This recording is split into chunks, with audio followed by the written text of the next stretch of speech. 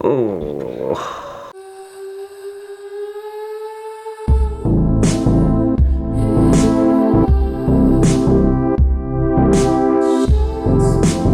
The day is done. This was a different vlogging day. We're going to tackle a different topic in a different way, but we're going to talk about a topic that is a bit more serious that's been bouncing around the internet for the last couple of weeks. If you guys have heard of this video that PewDiePie made called Force Positivity. I saw it when it first came out, and then I was like, oh, we need to make a video on that. And then one thing leads to another, and here we are.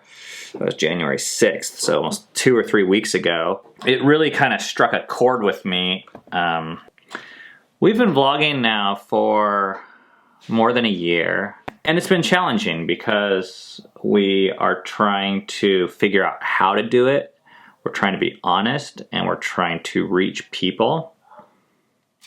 Let's get into it. I think a lot of people on YouTube are drawn to positivity, and I think a lot of YouTubers are aware of this, and that's why they're forcing positivity on YouTube. But the thing that I realized after doing YouTube for 2 years, forcing positivity is fucking exhausting. It's soul crushing. It's extremely soul crushing to do that, to keep that up for a longer time. And I realized if I'm gonna keep making videos, I'm just gonna have to be more honest. I can really relate to the whole exhausting and soul crushing thing. Almost all of my years working in a church were actually very similar to this, where it was just kind of like expected that you were gonna be positive or have this like positive attitude most of the time, or smile, or be in a good mood, or not be struggling with suicide or porn or depression. And I believed that at the time, and I tried. So I wasn't really even doing it on purpose, but I found myself like acting. I didn't know it was acting. I just thought it was life until I found another group of people that I could actually be honest with. And when they started saying, well, this is what my week was like around the holidays. And I was like, oh, mine too. And you were accepted. It's hard to count the cost, or to really, I don't know what the phrase is, but evaluate how much of a toll it takes on you, I think, to live in two very distinct different ways. One around a certain group of people and one not. And it's not sustainable. Like he said, he knew if he wanted to keep making videos, he couldn't just not be honest anymore. He had to be honest. And I feel the same way for us. This is something that's been really hard for us. And it's been hard for us not to have like kind of a crappy attitude about. Because honestly, we go to these other like YouTuber famous families. Whatever they're selling, people want. And they have it all together. I remember watching this one family, and the thumbnail said something like, oh, huge disaster marriage disaster, something or other. I clicked on it, and I was like watching it, and it was like the dad walking around downtown Seattle, and he was like, oh, Ginger or whatever has a headache, and I'm buying her cough syrup. And like, that was it. And I was like, oh, I guess our marriage is a lot worse. That is like... What's hard for me is to see these people with so much charisma, and I'm like, maybe I need to have more charisma. Maybe people are gonna get tired of watching when there's people out there that are like,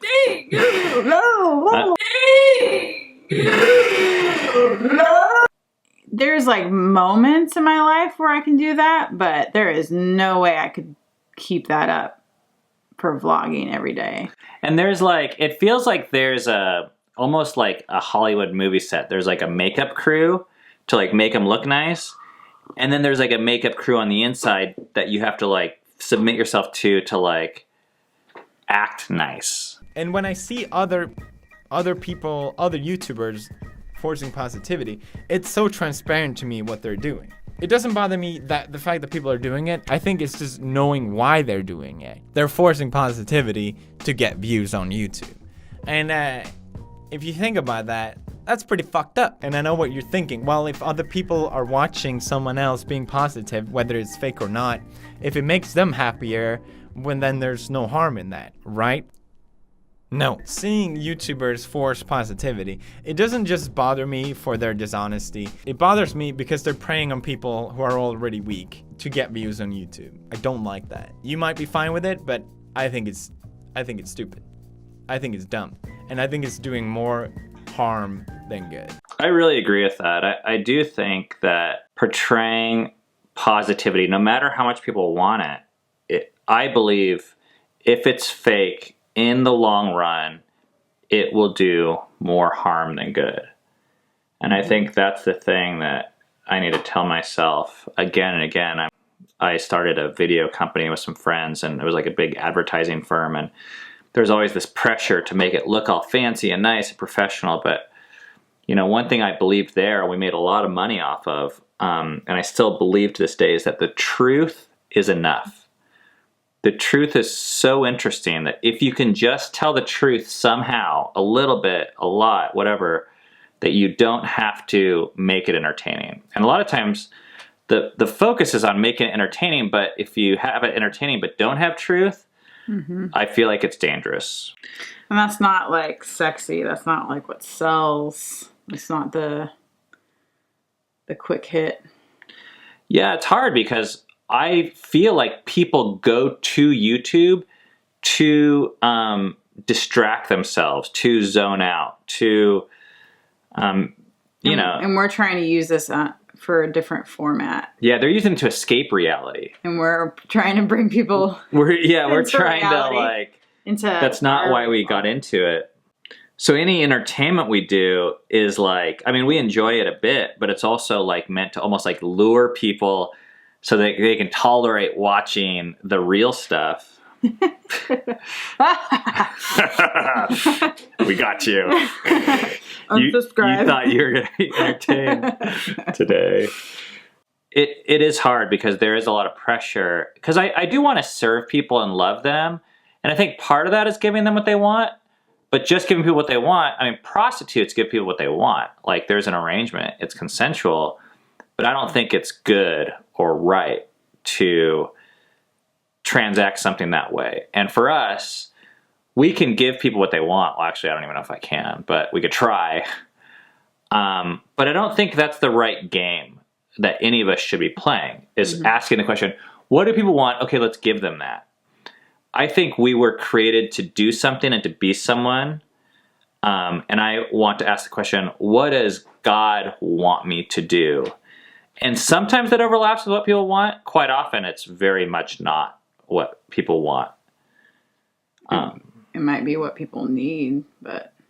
Or even what I need. Or what you need, yeah.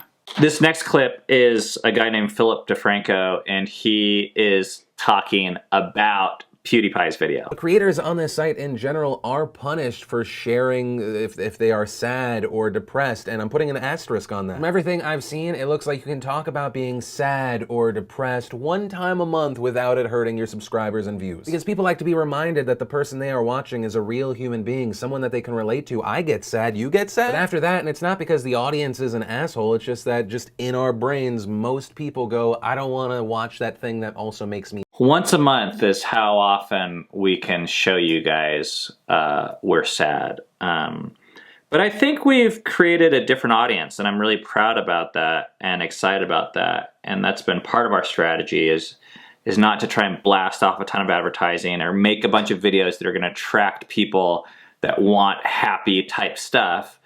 But we would prefer slow growth of people that benefit from us sharing as much reality as we can handle right now. But I remember like there was a time period, it was like 4 months ago, when we were just getting in, it felt like a fight, like, I don't know, like once or twice a week. And it was like the type of fights where you don't want to vlog at all or film. And then it's like, that's kind of the thing that you probably should be filming them, to be honest. It's what's really going on. It's the biggest thing in our life. So I felt disingenuous by not showing it. But then it's just like, the vlog is titled like, we're in a fight, another fight again. And fight with each other. I don't want to just like complain. Like if we show negative things, I don't even know if it's negative, but reality or hard things, I want it to add value to you guys. But sometimes it's tricky because happiness is not always equal value. Most of our marriage, I wouldn't describe as being like blissfully happy. Just happy. Yeah. The last 5 years have been the happiest we've ever been, but the first 10 years were probably one of the roughest things in our life, at least in my life. Yeah, yeah. But I feel like it got the happiness. I don't know. That's where I'm really thankful for you guys, because I do think we have a unique audience, and I would like to think that we're attracting or building at least partially unique audience of people that want reality more than entertainment and are willing to commit maybe 5 or 10 or 20 minutes a day towards that, at least on our channel. And we appreciate that commitment from you guys, because I know there is a lot of ways. I mean, we like entertainment, and there's a lot of probably ways you could be pursuing entertainment instead. So I think it's great that you are spending this time. I really hope it does add value to you, because we don't have this vlog just to vent, just to find companions, but we want to show some of you guys that you're not alone out there, and that, you know, you can have kids and try and follow God as best you can and have a crap ton of money and yet still fight in your marriage. Like, that's like a super normal thing. Yeah. Or be depressed about your productivity, or have problems with your kids, or stress out, or lose friends, or whatever. Are you falling asleep over there? No. Okay. But I'm kind of tired.